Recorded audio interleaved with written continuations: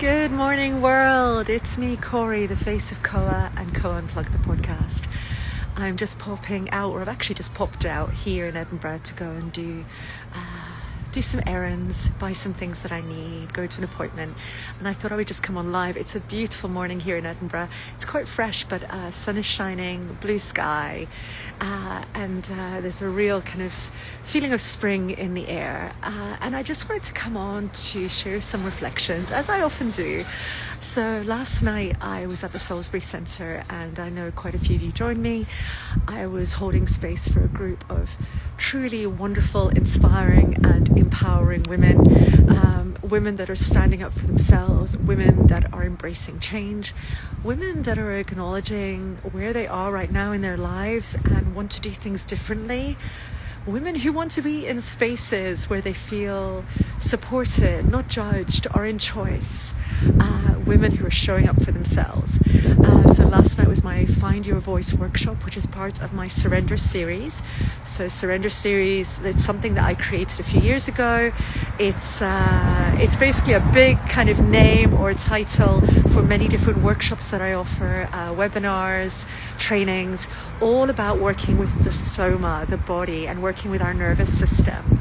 And when I do it in the community, and I offer it in the community, it's women only. When I offer it for companies and other places, it's a little bit more bespoke, and it can be for all genders. So if you were to book me, that's very different. But if you come to one of my community offerings, then these are women only spaces, and they're trauma informed. So that means that everyone is in choice. They do what's right for them. There's no expectation, there's a softness, there's no pressure, there's no judgment. These are confidential spaces. I don't take photos of people. It's a real space to grow and learn and feel nourished and feel shifts in our body. And last night, my topic was compassion and the inner critic. Huge topic. And if you're like me, and I know very many people out there, the inner critic often has a very loud voice. And these particular workshops, Find Your Voice workshops, are all about working with the inner and outer voice. So expressing our needs, being heard, setting boundaries, and how we do that from a balanced nervous system state, from a calm soma, a calm body, rather than being reactive, which then often results in shame and guilt and unhelpful thoughts, and fueling that inner critic. Anyway, last night was really powerful because we took the time to really embrace and embody the inner critic, rather than being resistant to the inner critic, which we all have. Maybe showing it some compassion and knowing that it's coming up and it's speaking up just to keep us safe.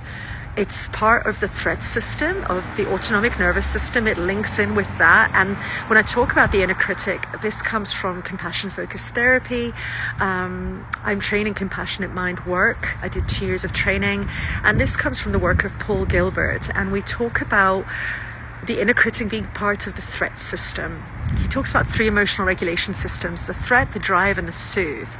The drive being why we set goals, why we get up in the morning. The soothe being in balance, feeling grounded, feeling calm, feeling loved and safe. And the threat being about actually also safety. It's those things that make us be careful when we cross the road, make balanced decisions, all that stuff. But they can really fall out of balance. And this is where our nervous system can be off balance, where we can be more reactive. We can fall into more heavy emotions of shame and guilt and discomfort. And I guess yesterday I was really emphasizing, let's try and work from a compassionate lens. And this doesn't mean being all nice and loving and lovely and everything. Compassion can also be fierce compassion. And with the inner critic, acknowledging that the inner critic is trying to keep us safe, but also recognizing that we can challenge that inner critic and coming back to the body, coming back to stillness and finding balance. It's always about balance. So anyway, last night was incredibly powerful, and there was this one moment, and I said this to all the people that were there, where I looked around the room and everyone was in their moment, and we were using our voices to express ourselves. And at some point there was this powerful moment where you could just hear everyone's powerful voices being expressed, being heard, being seen, in a space that felt safe enough, in a space that felt not judgmental, in a space that felt empowering. And this power of being a collective and coming together, particularly as women, It was magical. Honestly, it gave me goosebumps and it almost brought tears to my eyes, because this is why I do this work, because I see people coming into a room often looking stressed, looking overwhelmed, looking exhausted, which is completely normal, by the way. I have so many moments like that. Probably me when I go into most workshops. And then you see them at the end, the shoulders soften, the jaw relaxes, their eyes look warmer and balanced and calm. There's a feeling of love in the room, and connection and acceptance and surrender, and an acknowledgement that we're all in this together and we're not alone. And those thoughts that we've been having, those emotions, those feelings, they're normal. We're human. And it really reminded me again of why this is my life's work yesterday. And it makes me quite emotional thinking about it now. Yes, I just wanted to share that. And I got some amazing feedback from people. The amount of people that felt powerful shifts, or had these moments where they had just like that aha moment, that epiphany moment, where something shifted, and realized actually that nervous system regulation, working with your soma, your body, finding more balance, we can make it more simple. It doesn't have to be complicated. We don't have to read 10 books. We don't have to do 3 hours of practice a day. We can do what works for us and our bodies, and add it into our days, and make it part of our self-care routine every day. And I mean, I've always done that. And that's why I do this work, because I believe in it so much. It changed my life. It has, now at my 47 years on this planet, in this world, 47 years around the sun, it has changed how I think, how I feel. And that doesn't mean that I don't have difficult days. It doesn't mean that I don't have days where things just go wrong and I feel frustrated and I cry and I feel out of balance. But these tools, these resources, which is what I share in each of my workshops, my aim is for you to leave having some new resources you can try, new awareness of your body, a new connection, create a toolkit for yourself so that you can go out there and make changes, not just in the workshop, but in your life. They have allowed me to just be so much more balanced, have so much more self-awareness, and have come home to my body. And I'm just so grateful for that, which is why I do all this work. And I guess the last thing I'm going to say, because I know this has ended up being quite a long post, is one of the reflections I had from yesterday was that one beautiful soul shared with me that one thing that they really love about my sessions, and they said is quite different, they said, was that I don't just share practices in the room, but I actually weave in theory, and I do this in a way that feels really accessible. So I don't just sit there and talk at you about the theory base behind everything that we do, because there's theory and science behind everything that I offer. I think knowledge is power. I want to know why I'm doing something. Why am I shaking? Why am I breathing? Why am I placing a hand on my chest? Yeah, why will that work for me? Why could it work for me? It may not work for me. I always weave in the theory, and it's always linked to all the trainings that I've done, whether it's in compassion, trauma-informed practice, mindfulness, yoga, and more. And so, yeah, I weave in this theory, so I don't talk at you. I weave it in usually through meditations. I get people to come into a state of calm, restoration, so that their body feels soothed and open to learning. So like yesterday, for example, I was talking about compassion. So I introduced this model of the 3 emotional regulation systems by Paul Gilbert. And I did this through a meditative practice, encouraging people to create the green, the soothe as a resource in their bodies and feel it, not just think about it, feel it, come out of the head and go into the body. But also recognize where the inner critic comes up, where their threat system is.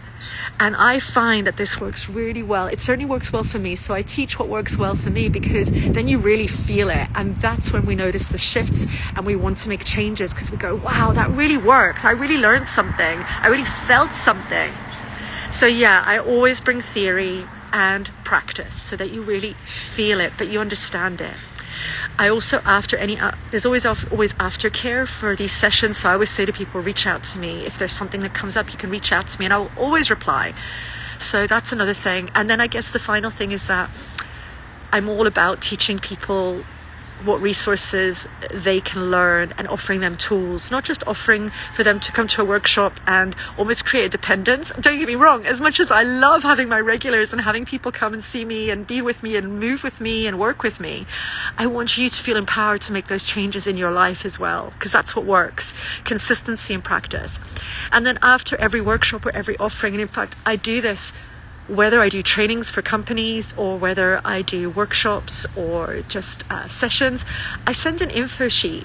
So you get a whole page or two of resources, a summary of what we did, suggestions for personal practice, all this stuff. And then of course I share a lot online as well that you can use and practice.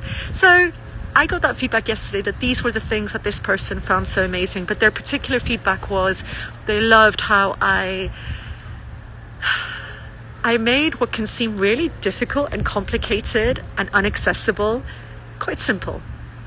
The theory, the practice, and it really moved me. And I went to bed feeling so grateful, and it really made me think, this is what I do. This is why I'm so passionate about it. And if you've met me, I go on and on about it all the time, as I am today. So that's what I wanted to share. So if you'd like to join me for one of my workshops, one of my offerings, if you've made it to the end of this video, first of all, it's such a long one. Thank you. And if you're watching live, hello, good morning, or good afternoon, or good evening, wherever you are, then come and join me and experience the power of co-regulation. Experience the power of connection, experience the power of going inward and coming home to your body in a space where there's no expectation, no judgment, no right or wrong. It's confidential. It's all about empowering, and you're being held, and we all hold the space together. And every single time I am so moved by the bravery of the people that come and do the work, but I also know they get so much from it, and that's gold. That's gold. So come and join me. Try something new. If you've not tried it and you're a bit unsure, you can also reach out to me. I love to have calls with people, text with people, and give you further information or talk to you so that you can get to know me and ask questions, because I know group spaces can feel vulnerable, but it's also where we experience the most powerful change. In trauma-informed, safe enough spaces, we experience the most powerful change. I truly believe that, which is why I do group work. So yes, come and join me. So on the 7th of May, I have my Find Your Voice Fireside at the Salisbury Centre, final workshop of this kind of 4-part series. And I say series, but you can book them individually.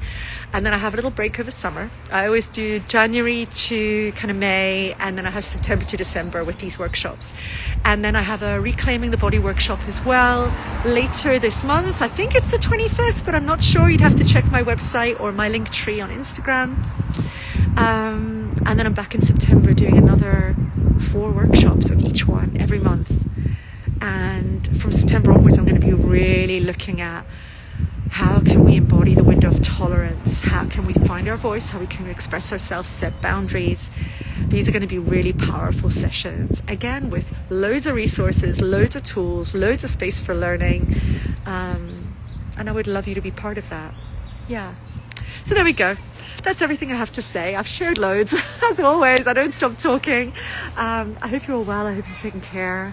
And wishing you all a beautiful morning, afternoon, or evening, wherever you are. From me, Corey, the face of COA, and Co-Unplugged, the podcast, here in the heart of Edinburgh on the most glorious day. I'm so grateful.